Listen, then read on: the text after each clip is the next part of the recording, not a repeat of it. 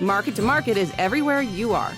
Subscribe to Market on YouTube, find us on the PBS video app to stream on demand, and add our 3 podcasts on your favorite podcasting app. Earlier this month, freezing temperatures and icy roads were again a topic of conversation in Texas. A winter storm swept across the region, reminding farmers and ranchers about lessons learned from the Arctic Intrusion that crushed the Lone Star State a year ago this week. Following the freeze, the immediate impacts that we saw were the citrus. All the oranges and all the grapefruit fell off the trees. And so we're talking millions of pounds of citrus just on the ground. There was a cost associated with picking all of that fruit up. Only so much of it could go to the juice because the juice plant could only handle a fixed amount of capacity in a certain amount of time before that fruit went bad. The 8-day cold snap left millions of people without power. Demand for natural gas skyrocketed as pipeline infrastructures were damaged by the storm. The loss of electricity and reduction in natural gas supply left agricultural operations like greenhouses, poultry farms, and dairies helpless against the freezing temperatures. So all the plants froze, the ice and snow built up on the greenhouses and they collapsed.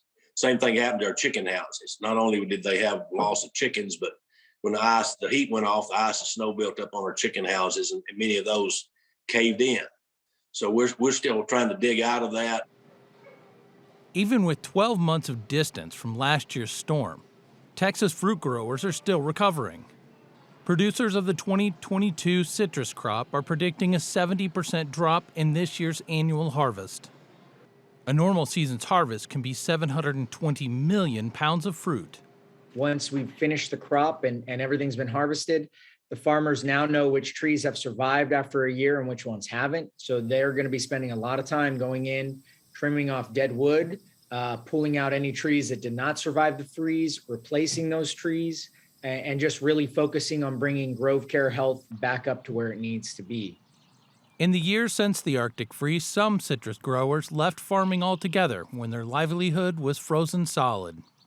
We lost trees, they won't be replanted. That land is worth so much commercial value, and that area of the state is expanding. So a lot of those guys are just going to say, I'm just going to hang it up.